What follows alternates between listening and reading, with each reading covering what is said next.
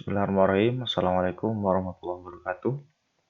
Jadi kali ini materi kita tentang ada pergaulan dalam Islam. Kita langsung lihat saja PowerPoint-nya. Nah, jadi semester ganjil. Oke, kita lanjut ke slide 2. Di sini ada kompetensi dasar dan tujuan pelajaran. Jadi kompetensi dasar yang pertama, menghayati adab yang baik dalam pergaulan dengan teman sebaya, lebih tua, lebih muda, dan lawan jenis. Ini ke aspek keagamaan. Kemudian kedua, aspek sosial, yaitu terbiasa beradab yang baik dalam pergaulan dengan orang sebaya, lebih tua, yang lebih muda, dan lawan jenis. Nanti yang segi kognitif atau pengetahuan, yaitu memahami adab pergaulan orang sebaya yang lebih tua, lebih muda, dan lawan jenis. Kemudian di afektifnya atau keempatnya mensimulasikan ada bergaul dengan orang sebaya lebih tua, lebih muda, dan lawan jenis. Kemudian tujuan pembelajarannya itu setelah pembelajaran diharapkan siswa dapat yang pertama menjelaskan pengertian apa itu teman sebaya, orang yang lebih tua, orang yang lebih muda, dan lawan jenisnya. Kemudian menjelaskan adab bergaul dengan teman sebaya, adabnya apa saja dari 1, 2, 3, 4 jenis ini. Kemudian larangannya apa saja, kalian harus bisa menjelaskan. Dan yang terakhir yaitu membiasakan adab bergaul dengan 4 jenis orang ini. Oke, langsung saja ke materi. Jadi sebelum kita masuk ke materi, kita hidup di dunia ini bersinggungan dengan beberapa hal atau terdapat hubungan-hubungan dengan sesuatu atau seseorang di sekitar kita. Kita gambarkan seperti ini. Jadi manusia itu secara vertikal, secara horizontal atau setara memiliki hubungan dengan sesama manusia dan juga memiliki hubungan dengan alam. Selain itu, secara vertikal manusia juga memiliki hubungan dengan Allah sebagai Tuhannya. Kemudian hubungan manusia dengan sesama manusia ini kita bagi menjadi hubungan dengan non-muslim dan sesama muslim. Nah, dalam materi ini kita lebih fokus kepada hubungan manusia dengan sesama manusia, tapi yang sesama muslim. Kalau non-muslim biasanya dibahas di bab toleransi. Oke, sesama muslim. Di hubungan kita, bagaimana adab kita berhubungan atau bergaul dengan sesama muslim. Nah, kemudian sesama muslim ini juga ada pembagiannya nanti, yaitu seperti ini. Nah, dalam kehidupan kita, pergaulan kita, di sekitar kita ada teman yang sebaya, yaitu ya nanti ada penjelasannya. Ada teman yang sebaya, kemudian ada orang yang lebih tua, kemudian ada lawan jenis, dan ada orang yang lebih muda dari kita. Nah, nanti kita bahas dari sini termasuk pengertiannya apa, kemudian cara mencarinya bagaimana, adabnya bagaimana, dan larangannya apa saja. Oke, kita masuk ke materi berikutnya. Slide berikutnya. Jadi ini, kalau dari teman sebaya, isi materinya yaitu pengertiannya. Teman sebaya itu apa, cara mencarinya teman itu bagaimana, adab bergaulnya bagaimana, dan larangannya apa. Untuk orang yang lebih tua, di sini ada definisi, adab bergaulnya, dan larangannya. Begitu juga dengan orang yang lebih muda dan lawan jenisnya. Jadi kita bahas dalam materi ini. Oke, yang pertama, bergaul dengan teman sebaya. Nah, teman sebaya ini dapat didefinisikan sebagai pertemanan seorang individu dengan individu lainnya yang tingkat usianya hampir sama. Seperti kalian di sekolah kelas 10, 11, 12 itu bisa dikatakan hampir sama, baik secara usia maupun dari secara keilmuan itu bisa dikatakan sebaya. Jadi kadang ada orang yang lebih muda dari kita tapi pemikirannya itu bisa lebih tua, bisa lebih bijak, itu bisa dikatakan juga teman sebaya. Jadi gampang untuk pengertian teman sebaya, mungkin kalian sudah memahaminya. Nah, kemudian cara mencarinya, carilah teman-teman yang pertama klasifikasinya yaitu cerdas. Kenapa cerdas? Kalau teman cerdas itu nanti apa ya, bisa menularkan kecerdasannya kepada kita. Nah, carilah teman-teman yang cerdas. Kemudian yang kedua yaitu teman yang memiliki akhlak yang baik. Akhlak yang baik yaitu ya sikapnya baik, tidak ugal-ugalan lah, tidak ugal-ugalan. Jadi dengan teman yang baik, akhlaknya yang baik, harapannya sama nanti apa ya, eh, kita bisa mempelajari atau meniru akhlak dari teman tersebut. Karena kalau di generasi muda itu yang paling berpengaruh adalah temannya. Begitu juga kita menilai seseorang itu juga bisa melihat dari temannya. Kalau temannya orang-orang yang akhlaknya bagus, berarti dia juga berakhlak bagus, begitu seterusnya. Yang berikutnya adalah bukan orang fasik. Nah, di sini fasik saya kasih deskripsi sedikit adalah orang yang senantiasa berbuat dosa meski perbuatannya perbuatan dosanya adalah dosa kecil. Jadi orang fasik kita hindari dan juga bukan orang yang rakus. Rakus tamak ya. Jadi kalau orang rakus ini nebeng saja kegiatannya, maunya nebeng saja, ngampung saja kepada kita. Itu juga tidak bagus. Jadi itu tips-tips dalam mencari teman, yaitu cerdas, memiliki akhlak yang baik, bukan orang fasik, dan bukan orang yang rakus. Kemudian yang kedua, ada bergaulnya. Kalau sudah teman sebaya yaitu saling menghormati. Seperti biasalah kita menghormati hak dan kewajiban dari teman kita. Kemudian tolong menolong, itu perlu kita tanamkan, saling tolong menolong ketika ada kesusahan. Kemudian cinta dan kasih sayang. Ini bukan cinta anak muda ya, tapi cinta di sini adalah cinta dan kasih sayang ini merasa kalau teman kita merasa sedih, kita juga merasakan kesedihannya, prihatin. Kalau teman kita merasa senang, kita juga harus berusaha untuk bersyukur dan juga merasa senang. Kemudian yang berikutnya saling menasihati, saling mengingatkan. Itu penting karena mungkin kalau dinasihati orang yang lebih tua, kadang kurang begitu pas terhadap pemikiran anak muda, tapi kalau teman yang menasihati mungkin lebih bisa diterima oleh seseorang tersebut. Kemudian larangannya dalam bergaul yang pertama yaitu bermusuhan, sudah jelas bisa dipastikan. Kemudian pergaulan bebas. Kenapa di sini pergaulan bebas dilarang? Karena di negara kita, di Indonesia, kemudian di daerah kita, di daerah Jawa khususnya, ada norma-norma. Nah, di sini ada norma-norma norma agama, kemudian norma masyarakat yang tidak boleh kita langgar. Contohnya di sini pergaulan bebas yaitu berzina, minuman keras, dan narkoba. Memang hal ini seakan-akan apa ya menimbulkan kebanggaan tersendiri bagi anak muda kalau bisa melakukan ini. Tapi dampak dari perbuatan pergaulan bebas ini tidak sekarang, bisa di kehidupan kalian yang akan datang ketika masa sudah jadi orang dewasa ataupun nanti di akhirat. Jadi patuhilah nasihat-nasihat orang-orang yang mengingatkan kita untuk tidak mengikuti pergaulan bebas. Oke, jadi itu tentang teman sebaya. Bisa mudah-mudahan bisa dipahami dan diperdalam dari referensi-referensi lain. Kemudian yang berikutnya yaitu tentang bergaul dengan orang yang lebih tua.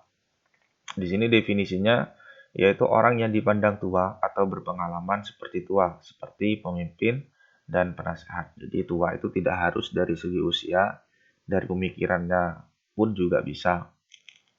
Usianya sebaya, tapi pemikirannya dia lebih dewasa lah, kita biasa menyebutnya lebih dewasa, maka itu bisa disebut orang yang lebih tua. Kemudian adabnya, yang pertama berlaku sopan. Nah, ini juga penting.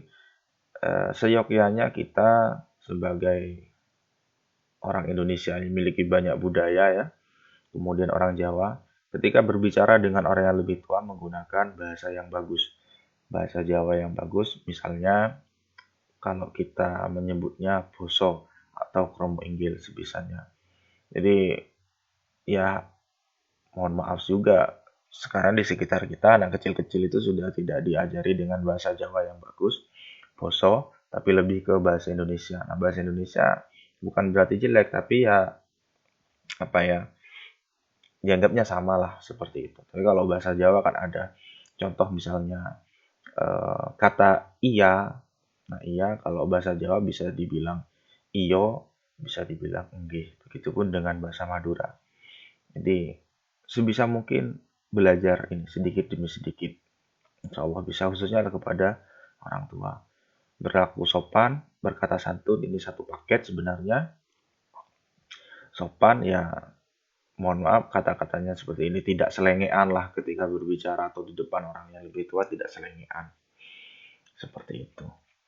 Kemudian jika menolak dengan halus. Nah, ini dengan halus tidak berarti tidak menolak dengan secara terang-terangan. Kalau memang menolak, jelaskan secara rinci dan dengan kata-kata yang bagus. Kemudian menghormati dengan ikhlas, tidak karena takut dan lain-lain, tapi menang betul-betul ikhlas dari hati. Kemudian mendahulukan orang yang lebih tua. Mendahulukan orang yang lebih tua artinya kita memberikan kesempatan kepada yang lebih tua, mendahulukan dengan tujuan menghormati. Menghormati orang yang lebih tua. Nah, kemudian larangannya dalam bergaul dengan orang yang lebih tua yaitu melawan atau durhaka serta bersikap arogan. Itu tidak boleh, tidak sopan. Jadi sebisa mungkin kalian semua kalau bergaul dengan orang lebih tua, hormati. Nah, menghormati itu dengan beberapa item ini. Berlaku sopan, berkata santun, jika menolak dengan halus, cara menghormatinya dengan ikhlas dan mendahulukan orang yang lebih tua. Nah, seperti itu. Kemudian orang yang lebih muda, yaitu dalam materi ini lebih dikhususkan pada anak kecil atau remaja dan para pemuda yang usianya atau pemikirannya di bawah kita. Kemudian untuk adab bergaulnya, yang pertama ketika memberi nasihat dengan bijak. Jadi tidak harus kita itu memberikan nasihat dengan marah-marah. Kadang kan kalau memberikan nasihat pada anak kecil dengan nada yang kasar, yang marah-marah, itu tidak boleh. Pelan-pelan dulu, cari kata-kata yang pas. Kemudian persaudaraan, memberi perhatian dan kasih sayang, ya kaitannya dengan ini. Kemudian memberi teladan yang baik. Jadi orang yang lebih tua itu ada beban tersendiri yaitu menjadi teladan. Karena secara tidak langsung pasti akan dicontoh oleh orang yang lebih muda. Kemudian memberikan pembinaan dengan baik sama dengan nasihat. Kemudian memberi penghargaan atas prestasi. Jadi kalau ada orang yang lebih muda, kemudian kebetulan dia berprestasi, bagus, maka berilah penghargaan. Ya tidak harus berupa barang atau harta, bisa juga dengan ucapan ataupun bahasa tubuh. Kemudian larangannya meminta penghormatan yang berlebihan. Ingin dihormati oleh anak-anak yang lebih kecil atau orang yang lebih muda, tapi secara berlebihan. Itu tidak boleh. Kemudian yang kedua, antipati. Antipati ini saya tulis di bawah. Rasa ketidaksukaan untuk sesuatu atau seorang, kebalikan dari simpati. Antipati dapat dirangsang oleh pengalaman sebelumnya. Kadang-kadang timbul tanpa adanya penjelasan sebab akibat yang rasional untuk individu yang terlibat. Jadi tidak suka, tidak senang kepada anak-anak muda, berpikiran, wah anak-anak muda ini apa ya, ugal-ugalan dan sebagainya. Tidak harus seperti itu kalau kalian merasa lebih tua. Ikutilah anak muda, bukan diikuti artinya ikuti, lihat maunya mereka, kalau mereka kurang bagus maka diarahkan.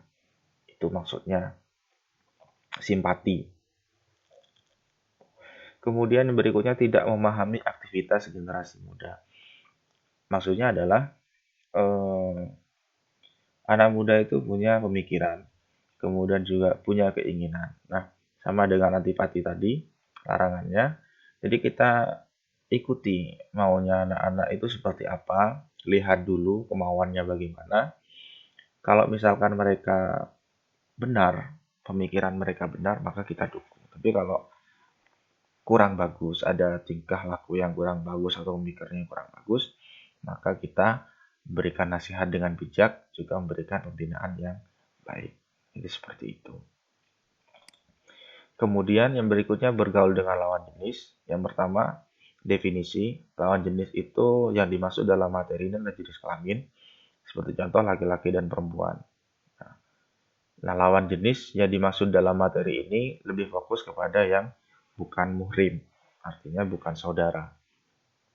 Ada bergaulnya, yaitu semata-mata karena Allah Subhanahu wa taala, karena Allah memerintahkan kita untuk bergaul, mencari saudara dan saling mengenal.